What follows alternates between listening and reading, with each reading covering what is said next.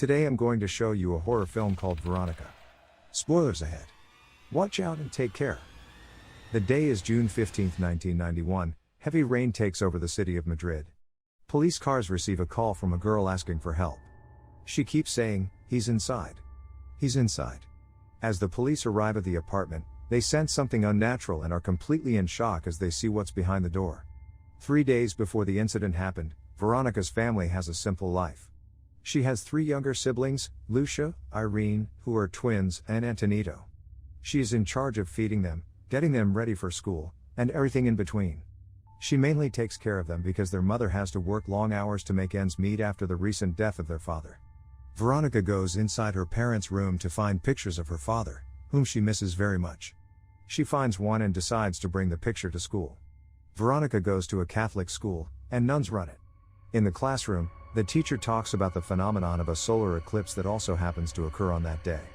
The teacher explains that in some cultures, they believe that darkness takes over the world when the eclipse happens. She also says that ancient people use that day to perform human sacrifices and to summon dark spirits.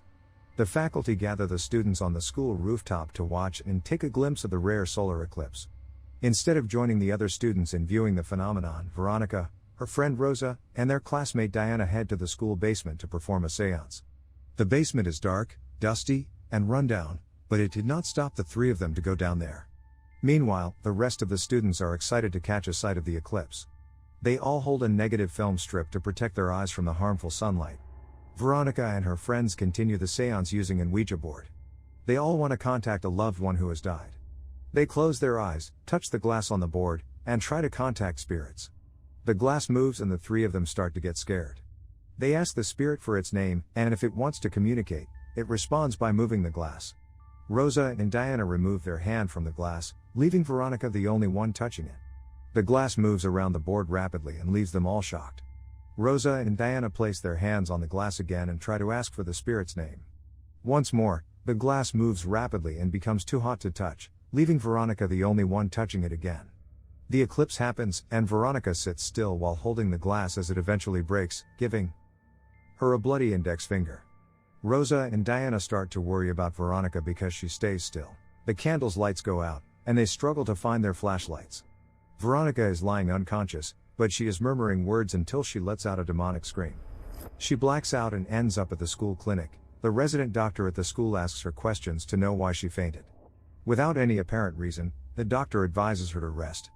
As she meets up with her 2 sisters after class, they notice the school's headmistress, an elderly blind woman who everyone calls Sister Death, looking directly at Veronica as if she can see. As they arrive home, Veronica goes straight to her room to observe the Ouija board that cut in half after their seance. She carefully puts her backpack with the board on top of her closet. She goes outside but hears a noise from her room. As she re-enters, the bag is on the floor. She places it on top of the closet once again. The same thing happens, her bag is on the floor. This is the beginning of the paranormal experiences that Veronica will encounter.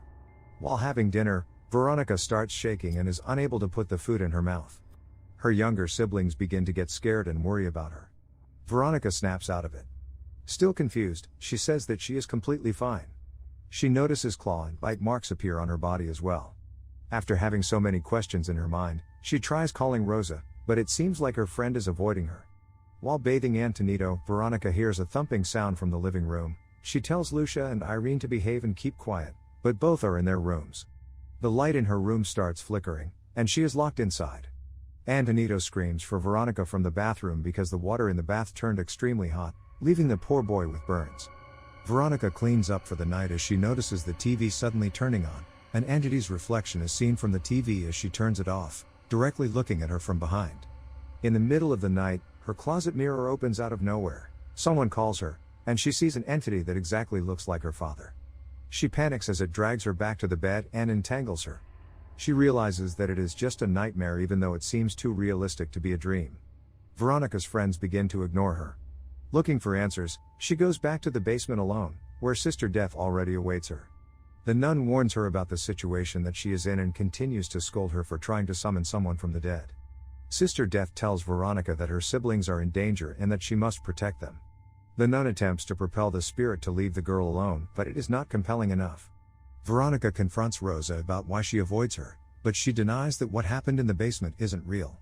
At home, she draws protective symbols for her siblings. Her sister contacts her from the walkie-talkie. From across their room, Veronica sees the spirit, and she runs as fast as she can to rescue her sisters. The spirit chokes Lucia, but she wakes up and claims that it was Veronica who choked her. That same night, Veronica has a dream that her siblings are devouring her flesh. She shouts for help, but once again, it is just a dream. She woke up to having her first period, finally reaching womanhood. She scrubs the blood on her bed, and as she turns it upside down, burn marks are present. She checks her siblings' mattresses, and the same burn marks are also present in the form of a human body. To seek advice, Veronica goes to Sister Death. The nun reveals to her that she intentionally blinded herself in an attempt to stop visions of evil spirits. She is unsuccessful because even without her vision, she can still feel and sense dark entities. Sister Death reminds Veronica that the spirit summoned has to go back through the same door she opened. It is crucial that Veronica has to bid farewell to the same spirit to stop it from being in her life and destroy the door opened during the seance. Veronica comes over to Rosa's house. There is a party going on, and she persuades Rosa to bid goodbye to the spirit that they summoned. She looks for Diana at the house, also forcing her to finish the seance officially. She is kicked out of the party, and Rosa does nothing to help her. Rosa reveals to her that Veronica whispered that she would die in 3 days. Feeling terrified and alone, Veronica walks home with a troubled mind as her vision becomes phased.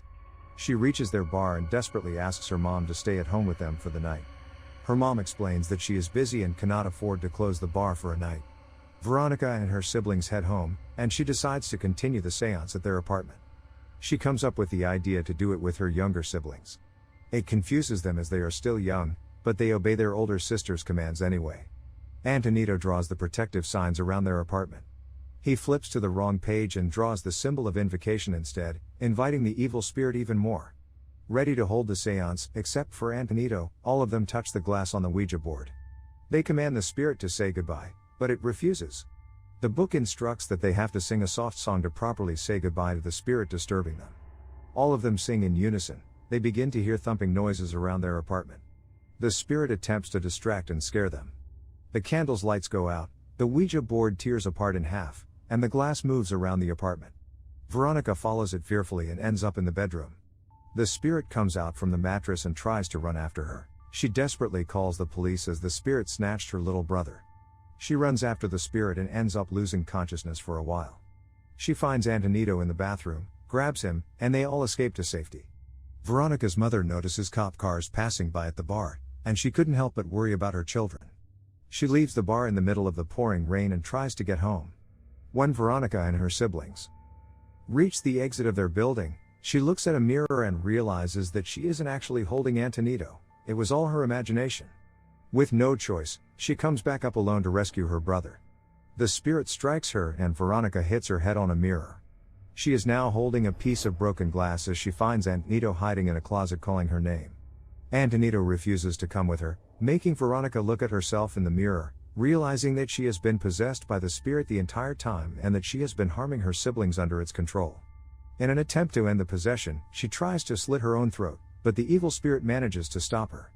The authorities arrive at their apartment and are shocked to see Veronica being attacked by an invisible force until she passes out. This sight leaves them speechless. The paramedics rescue her along with Antonito. While the police observe the family's apartment, a picture of Veronica catches fire out of nowhere. At that exact moment, an officer calls the detective to inform him that Veronica has died. To this day, Veronica's story and death remain a mystery. Her story is based on a police report that happened in real life, and the police who have witnessed her case certifies it. Subscribe to watch more videos like this. Turn on notifications. And leave a like, it really helps the channel out.